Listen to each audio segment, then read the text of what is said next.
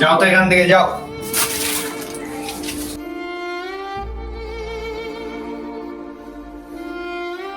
এত রোদে আমি কোথায় যাব? যেখানে ইচ্ছা সেখানে যাও, আমি কি জানি।